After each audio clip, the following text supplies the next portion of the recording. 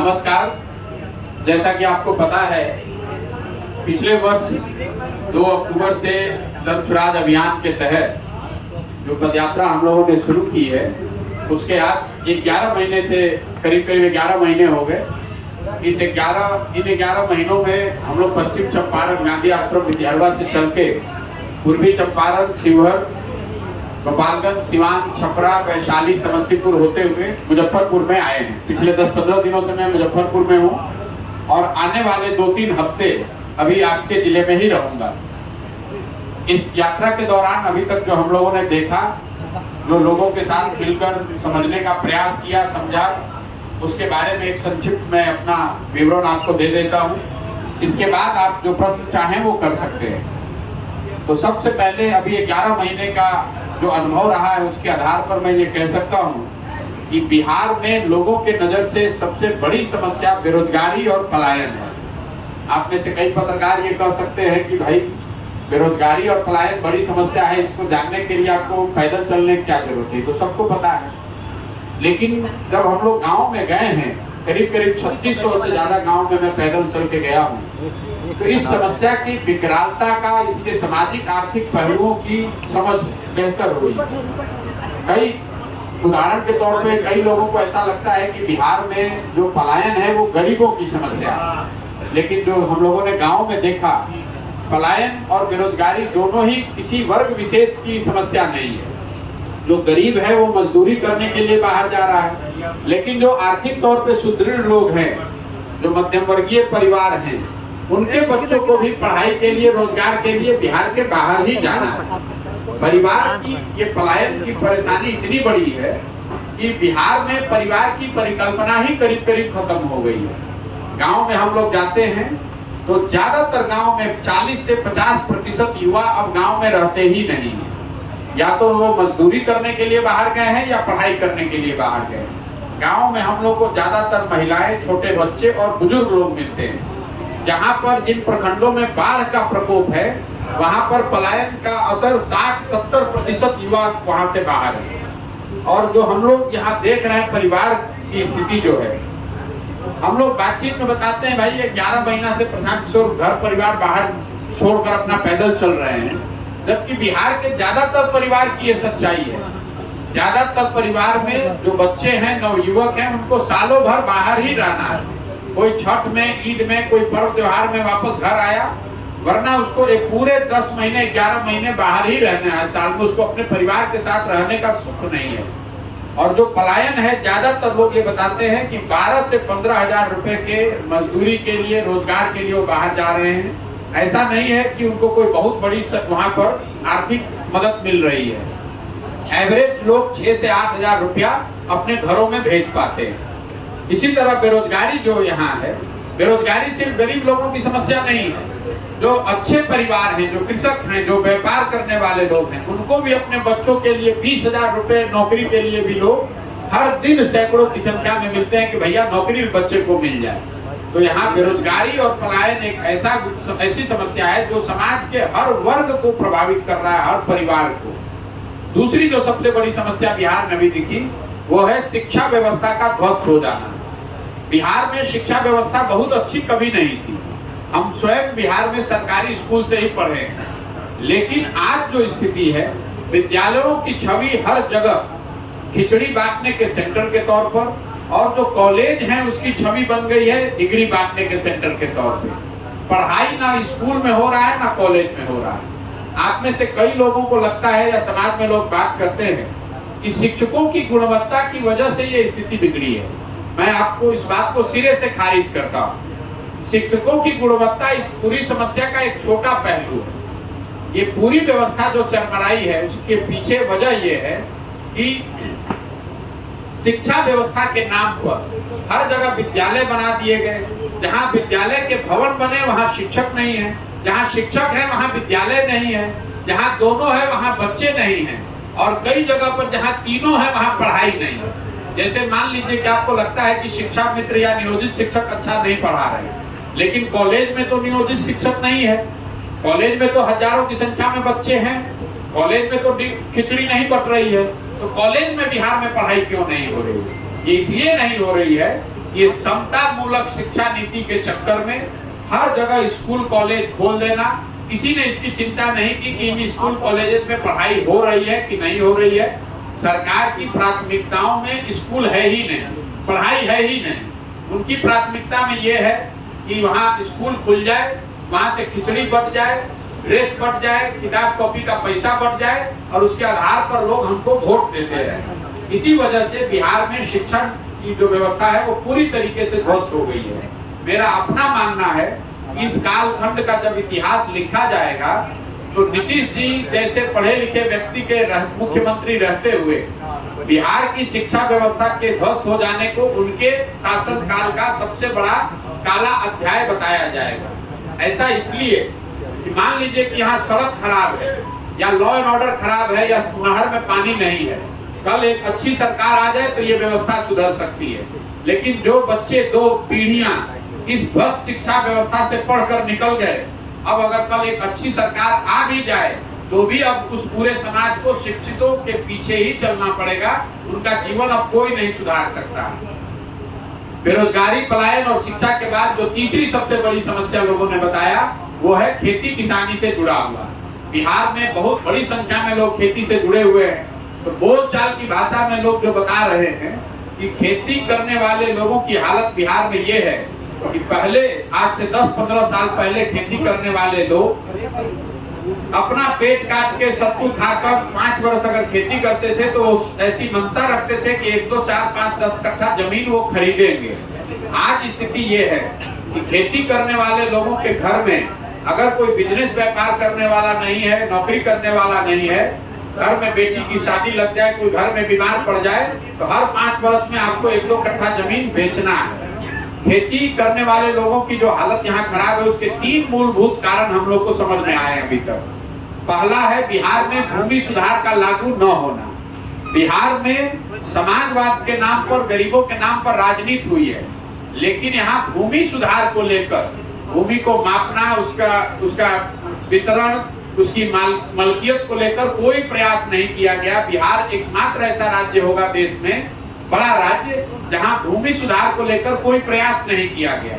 नतीजा ये हुआ है कि देश में 38% के मुकाबले बिहार में 60% लोग, इस आंकड़े को याद रखिए, बिहार में 60% लोग भूमिहीन हैं। देश में सिर्फ 38% लोग भूमिहीन है, बिहार में 60% लोग भूमिहीन है।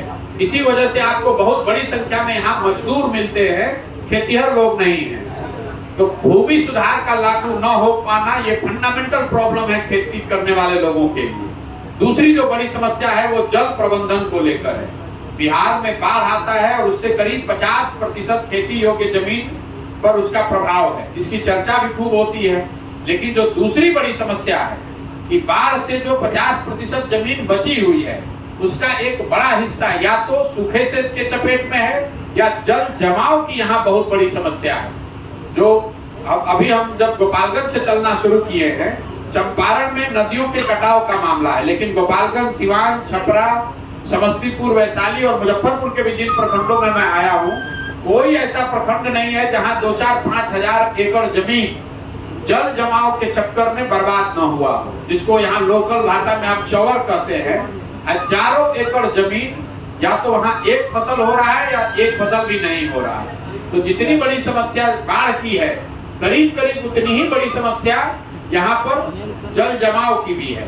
एक और आंकड़ा मैं आपको बताना चाहता हूँ, सिंचाई के संबंध में बिहार देश का एकमात्र ऐसा राज्य है जहाँ पिछले 10 वर्षों में सिंचित भूमि की मात्रा कम हो गई है 11% से। पहले से जो नहर बने हुए थे, नलकूप चल रहे थे, रख रखाव के अभाव में वो बंद हो गए या वहां से सिंचाई बंद हो गई। उसके कारण अगर पहले 100 एकड़, आज से 10 वर्ष पहले 100 एकड़ जमीन में सिंचाई की सुविधा थी तो वो घटकर अब 89 एकड़ ही रह गई है, 11% से ये कम हो गया।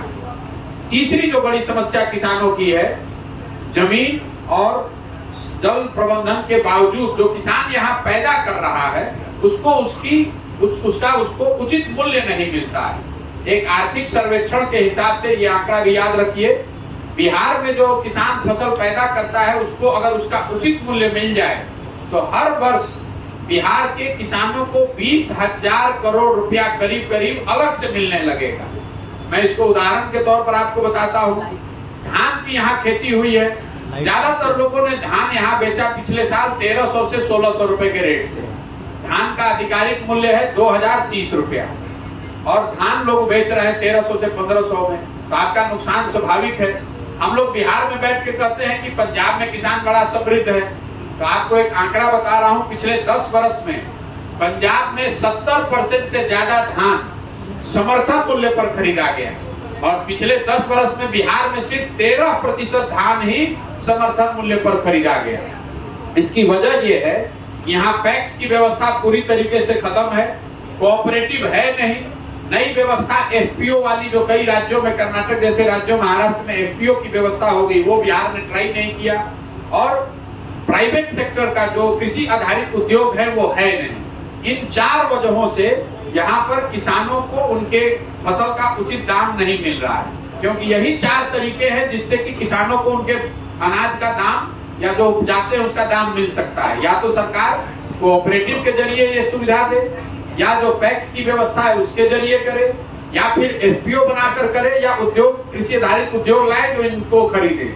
ये चारों चीज नहीं होने की वजह से यहाँ पर किसानों को उनका फसल का दाम नहीं मिल रहा है और इसी वजह से उनको हर साल करीब 20,000 करोड़ रुपए का नुकसान हो रहा है। इन 3 बातों के बाद मैं बिहार में अभी तक केंद्र सरकार की जो 4 बड़ी योजनाएं चल रही हैं उस पर बात करना चाहता हूँ।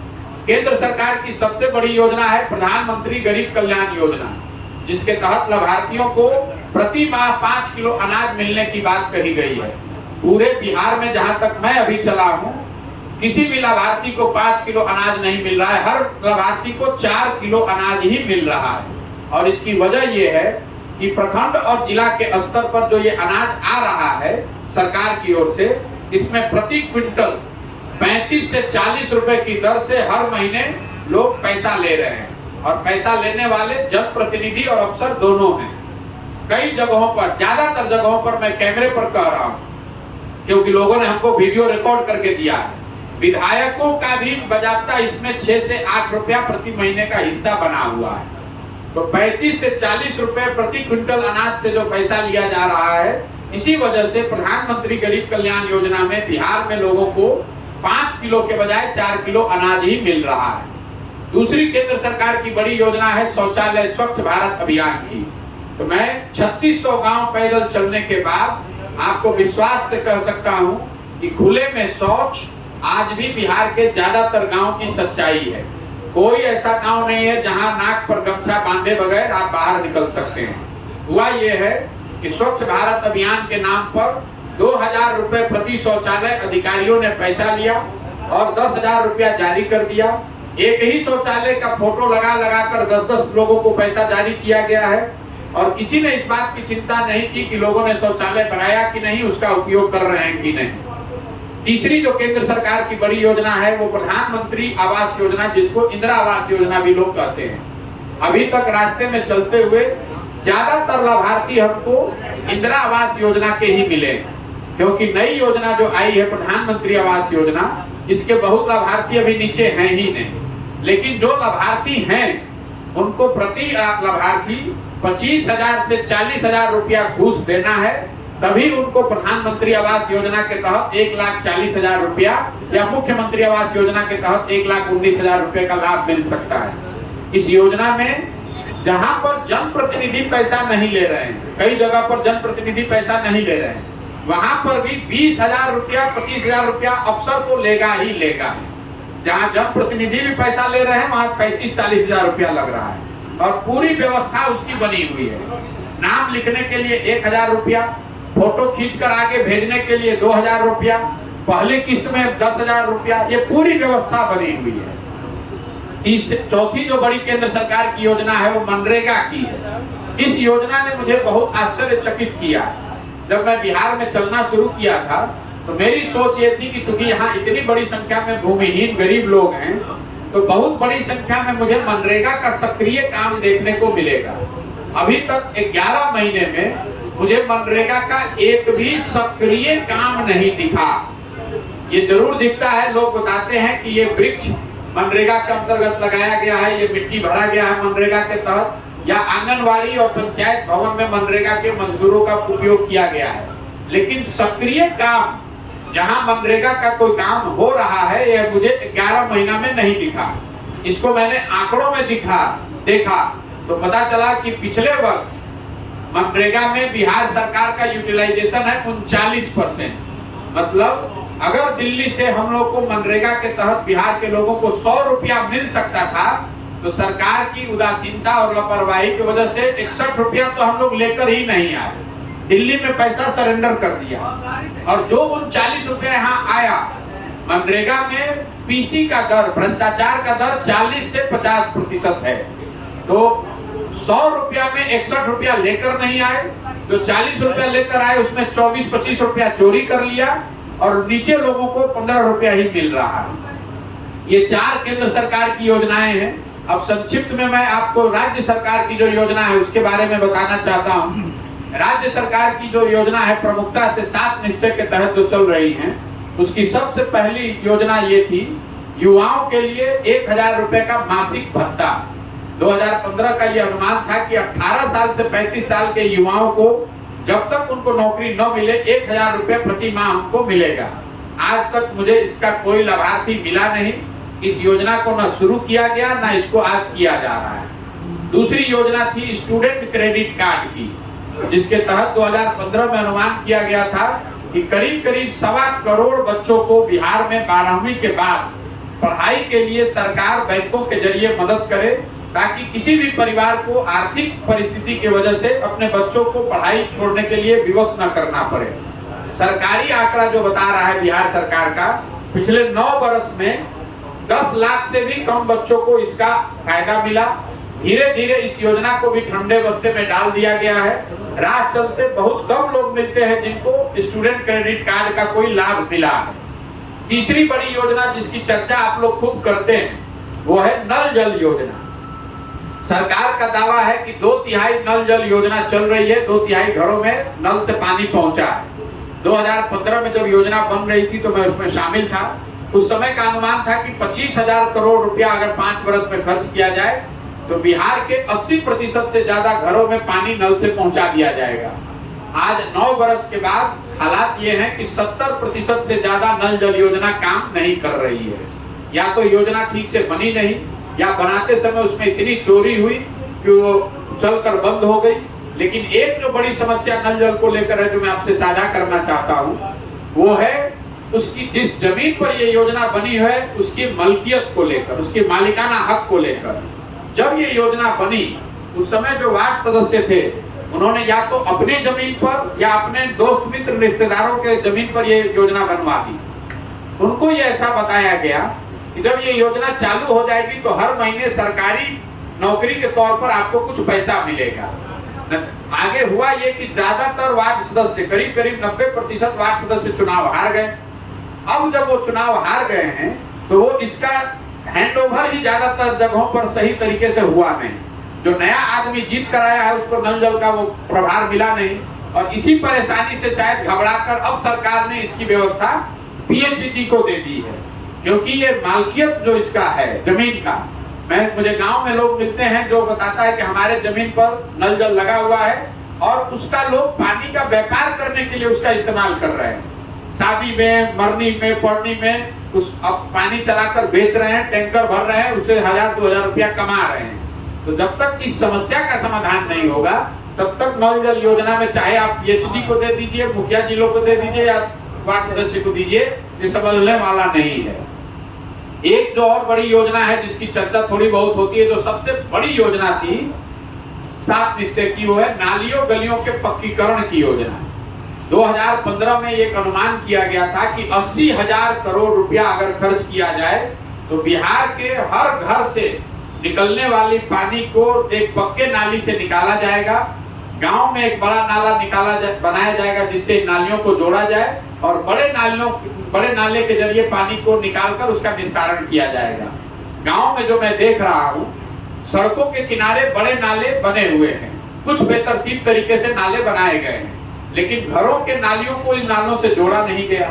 और इन बड़े नालों से पानी को निकालकर इसके निस्तारण की व्यवस्था नहीं की गई। नतीजा ये हुआ है कि ज्यादातर ये बड़े नाले कूड़ेदान में परिवर्तित हो गए हैं। इससे जल निकासी का काम बहुत कम जगहों पर ही हो रहा है। दो उद्योग जो बिहार में बहुत तेजी से चल रहे हैं, फल फूल रहे हैं, अभी तक कोई उद्योग तो हमको मिला नहीं। दो उद्योग, एक अवैध शराब और अवैध बालू का कारोबार। गांव में आज रोजगार का सबसे सहज और सटीक उपाय यही है कि आप अवैध शराब के कारोबार से जुड़ जाइए या बालू का जो अवैध कारोबार हो रहा है उसमें चलिए। इसके हालात ये हैं कि कोई ऐसा गांव नहीं है जहां 4-5 नवयुवक शराब के अवैध कारोबार से न जुड़े हुए हैं। बालू के अवैध कारोबार का आलम यह है कि राह चलते हुए अगर 10 ट्रक मिलते हैं तो उसमें 2-3 ट्रक निश्चित तौर पर अवैध बालू के खनन से जुड़े हुए हैं। तो ये दो ही उद्योग आज बिहार में चल रहे हैं, अवैध शराब और अवैध बालू का कारोबार। दो क्षेत्र जहां हमको सुधार दिखा वो है सड़क और बिजली। बिजली निश्चित तौर पर बिहार में हम लोग जहां भी गए हर जगह बिजली आ गई है। हर घर, टोले, गांव में, पंचायत में बिजली पहुंच गई है। लेकिन बिजली को लेकर जो हम लोग गांव में सुन रहे हैं और जो मैं पिछले 8-9 महीने से बता रहा हूं, उसका एक आपने परिणाम कटिहार में देखा। समाज में लोगों को ऐसा लग रहा है कि उनका बिजली का बिल बहुत ज्यादा और गलत आ रहा है। इसकी वजह से हर गांव में लोग हम लोगों को बिल दिखाते हैं, 5,000 का, 8,000 का, 50,000 का, 1-1 लाख तक का बिल लोगों ने दिखाया है। एक बार बिल अगर आपका गलत आ गया तो आपके पास कोई उपाय नहीं है। DCLR के ऑफिस का चक्कर लगाइए या लोक अदालत में घूमिए। कई जगह पर लोग ऐसे मिले जिन पर FIR हो गया है बिजली के बिल के चक्कर के में, और उनको अपना घर द्वार छोड़कर भगोड़े की तरह जीना पड़ रहा है। इसी वजह से मैं कह रहा हूं कि आज नहीं तो कल 2-3 साल में आप देखेंगे बिजली के गलत और बड़े बिल के आधार पर बहुत बड़ी समस्या समाज में, राजनीतिक सामाजिक समस्या खड़ी होनी है। एक उदाहरण हम लोगों ने ऑलरेडी कटिहार में देखा, जहां प्रोटेस्ट होते हुए 3 लोगों की दुखद मृत्यु हो गई है। एक जो सुधार दूसरा दिखा वो है सड़क। निश्चित तौर पर जो नेशनल और स्टेट हाईवे है उसमें सुधार दिखा है, उसमें सुधार हुआ भी है। लेकिन ग्रामीण सड़कों की जहां तक हालात हैं, वो चाहे प्रधानमंत्री संपर्क योजना हो, मुख्यमंत्री ग्रामीण सड़क योजना हो या पंचायत REO की सड़क हो, इन सड़कों की स्थिति लोग बता रहे हैं कि कमोबेश वही है जो लालू जी के राज में होती थी। ग्रामीण सड़कों की स्थिति बदहाल है। स्टेट और नेशनल हाईवे में सुधार हुआ है। कुल मिलाजुलाकर 3 सबसे ज्यादा सुने जाने वाला जो शब्द है वो है अफसरशाही से परेशान जनता। जो भी मिले, जहां पर भी लोग मिलते हैं, पत्रकार मिले, जनप्रतिनिधि मिले, प्रबुद्ध मिले, सामान्य आदमी मिले, हर आदमी बता रहा है कि भैया बिहार में अफसरों की ही मनमानी है, अफसर जो चाहेगा वही होगा। दूसरी जो बात है दूसरा शब्द है भ्रष्टाचार। बिहार में 2005 के बाद लोगों की एक समझ बनी थी कि धीरे धीरे सरकारी भ्रष्टाचार पर, खासकर छोटे स्तर पर जो भ्रष्टाचार होता है विभागों में, उस पर कमी आई थी। आज की स्थिति यह है कि समाज का मानना है कि कोई भी सरकारी काम ऐसा नहीं है, चाहे आपको जमीन का रसीद कटाना है, आपको जन्म और मृत्यु प्रमाण, जाति प्रमाण पत्र लेना है, आपको पासपोर्ट का वेरिफिकेशन कराना है, कोई ऐसा काम नहीं है जो बिना पैसा दिए आप बिहार में करा सकते हैं। और तीसरा है PC। ये नया शब्द हम सुन रहे हैं, पिछले 4-5 वर्ष पहले नहीं था। हर योजना में व्यवस्थित तरीके से PC का काटा जाना। बिहार में और कोई व्यवस्था हो चाहे नहीं, हर योजना में कितना % PC काटा जाना है और उसमें किस व्यक्ति का, किस वर्ग का कितना हिस्सा है, ये पूरी व्यवस्था बनी हुई है। और सबको मालूम है कि केंद्र, चाहे योजना केंद्र की हो कि राज्य की, 10% से लेकर 40% तक PC काटा जा रहा है। कुल मिलाजुलाकर मेरा ये अनुभव रहा है। मुजफ्फरपुर को लेकर मैंने आपको कोई विशेष टीका टिप्पणी नहीं की। एक बात मैं खाली बताना चाहूंगा, क्योंकि अभी मुजफ्फरपुर में हम चलना शुरू ही किए हैं, अभी 15-20 दिन और चलेंगे तो पंचायत वाइज और प्रखंड वाइज भी आपको बताएंगे। लेकिन एक जो चिंता जो लोग यहाँ बता रहे हैं पिछले 2-3 जिलों से, वो है बिगड़ती हुई कानून व्यवस्था को लेकर। जब मैंने पदयात्रा शुरू की थी तो उस समय महागठबंधन बना था, उसके 2-3 महीना पहले। तो रास्ते में लोग ये आशंका जताते थे कि भाई महागठबंधन की सरकार बनी है, शायद कानून व्यवस्था की स्थिति बिगड़े। अब मैं जब जनवरी-फरवरी से सिवान से आगे चला हूं तो हर दिन लोग ये बता रहे हैं कि भैया कानून व्यवस्था की स्थिति सही मायनों में बिगड़ी है। समस्तीपुर आते आते तो हमको लग रहा है कि हर दिन लोग आकर बता रहे हैं किसका मर्डर हो गया, कहाँ डकैती हो गई। और मुजफ्फरपुर में भी बिगड़ी हुई कानून व्यवस्था बहुत बड़ी समस्या के तौर पर लोग गांव समाज में बता रहे हैं। अब आपका प्रश्न जो है आप कर सकते हैं। बहुत बहुत धन्यवाद।